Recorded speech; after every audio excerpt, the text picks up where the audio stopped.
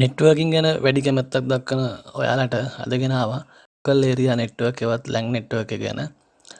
මේ ලැන් නෙට්වර්ක් එකක් කියන්නේ PC දෙකට වඩා වැඩි ගාණක් එකම තැනක එකට සම්බන්ධ කරන එක. දැන් ඔයගලන්ට පේනවා ඇති මේ ලැන් නෙට්වර්ක් එකයි WAN නෙට්වර්ක් එක කියලා දෙකක් තියෙනවා. මේ ලැන් නෙට්වර්ක් එක කියන්නේ එකම ඔෆිස් එකක්, එකම ගෙදරක්, ඒ වගේ එකම ස්ථානයක සිට මේ එකට සම්බන්ධ වෙන ජාලයක් තියෙන එක. WAN කියන්නේ ඊට අමතරව බ්‍රාන්චස්. අපි බලමු මුලින්ම අපිට PCs 5කට කියන්නේ සාමාන්‍යයෙන් ඔෆිස් එකක නම් අපි දැන් අලුතෙන් ඔෆිස් එකක් පටන් ගන්නව නම් එහෙම නැත්නම් තමන්ගේ මොකක් හරි වැඩ කරන පුද්ගලයන් 5 දෙනෙක් ඉන්නවා නම් ඒගොල්ලන්ගේ අතර ෆයිල් ෂෙයා කරන්න වැඩ කටයුතු වලට නෙට්වර්ක් එක ඕන වෙනවා. අපිට මේ නෙට්වර්ක් එක කරන්න ඉස්සෙල්ලා මේ මැෂින් 5ට අමතරව අපිට මේ වගේ ස්විච් එකක් ඕනේ. මේ ස්විච් එක එකෙන් තමයි අපි මේ මැෂින් 5ම එකට සම්බන්ධ කරන්නේ.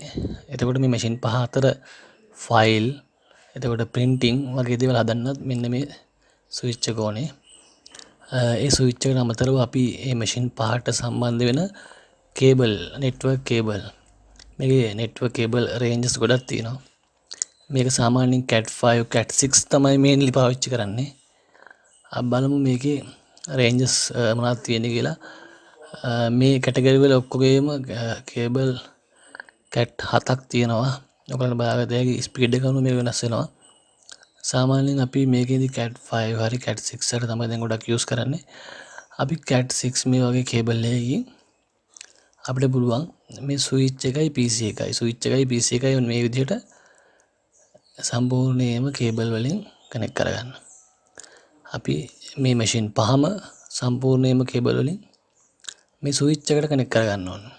මේ වගේ දෙයක් කරන්න ඕන නෙට්වර්ක් එකක් මේ PC 5 වෙන වෙනම කේබල් යන්න ඕනේ. මෙන්න මේ වගේ ස්විච් එකකට. අපි මේ ස්විච් එක අපිට අදාළ මැෂින් ප්‍රමාණය අනුව තමයි මේ ස්විච් එක තෝරගන්නේ. 8 port තියෙනවා, 4 port තියෙනවා, 16 port තියෙනවා, 24 port තියෙනවා.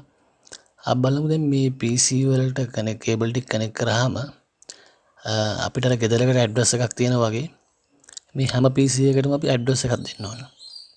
ඒ නිසා අපි මේ PC වෙන වෙනම ඇඩ්‍රසින් කරන්න ඕනේ. එහෙනම් මෙන්න මේ වගේ IP එකක් ඒ මැෂින් එකට අදාළ IP එකක් වෙන මැෂින් එකට දාන්නත් බෑ. අපි බලමු මැෂින් එකකට කොහොමද IP එකක් දාගන්නේ කියලා.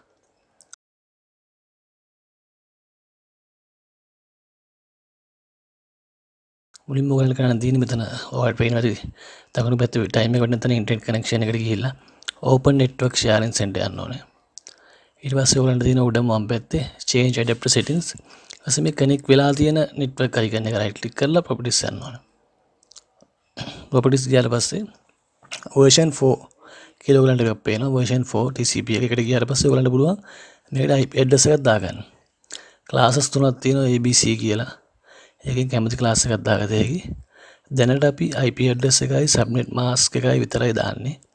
මොකද අපි ඉන්ටර්නෙට් පාවිච්චි කරනවා නම් ඉන්ටර්නෙට් රවුටර් එකක් තියෙනවා නම් තමයි අපිට ගේට්වේ එකක් දාන්න වෙන්නේ. ගේට්වේ එකක් දැන් අපි නැති හින්දා මැෂින් 5 විතරක් එකට සම්බන්ධ කරන නෙට්වර්ක් කරන හින්දා අපි මේකේ IP address එකයි subnet එකයි දාලා ඒක අපි ඕකේ කරලා සේව් කරගන්නවා. ඒ වගේ තමන්ගේ මැෂින් 5ටම මේ වගේ IP එක දාන්න ඕනේ. IP එකේ අවසාන අංක විතරයි වෙනස් වෙන්නේ. දැන් 192යි 168යි 1යි 10යි එකකට දාලා අනිත් එකට අපි 20 දානවා. අනිත් එකට 30 දානවා. අනිත් එකට 40 දානවා. ඒ වගේ ඊට පස්සේ සම්පූර්ණ අපි කරාට පස්සේ අපිට වර්ක් ගෲප් එක හදන්නත් ඕනේ. මෙන්න මේ යන පාත් එකේ ගිහිල්ලා මෙතන මේ වර්ක් ගෲප් එක හැම මැෂින් එකකම එකම වර්ක් ගෲප් එකක් වෙන්න ඕනේ. එක්ක වර්ක් ගෲප් කියලා තියෙනවනේ නැත්නම් කම්පැනි නමක් තියෙන්න ඕනේ. මෙන්න මෙතනින් චේන්ජ් කරන්න පුළුවන්. චේන්ජ් කරලා එතනින් අපිට සේව් කරගන්න පුළුවන්. ඒ වගේ IP එක දාලා වර්ක් ගෲප් එක හදලා අපිට පුළුවන් මෙන්න මේ විදිය රිසල්ට් එකක් ගන්න. දැන් ඕගොල්ලෝ සම්පූර්ණයෙන්ම මැෂින්ස් වල IP දාලා තියෙන්නේ ස්විච් එකෙන් කනෙක්ට් කරලා තියෙන්නේ. ඕගොල්ලන්ට පුළුවන් එක printer එකක් හැමෝටම print කරන්න පුළුවන් විදිහට මෙහෙම කරගත්තට පස්සේ කනෙක්ට් කරගන්න. ඒක ඉදිරියට මම කියලා දෙන්නම්. ෆයිල් ෂෙයා කරන හැටි කියලා දෙන්නම් ඊළඟ වීඩියෝ එකේදී. security sharing හදන හැටි දැනට බලන්න මේ වීඩියෝ එකේ වැදගත් දෙයක් තියෙනවා නම් ගන්න. ලබන සතියේ තමයි බලාපොරොත්තු වෙන්නේ. අදට සමුගන්නවා ටෙක්නිකල් වර්ල්ඩ් YouTube channel එකත් එක්ක රැඳී සිටින්න.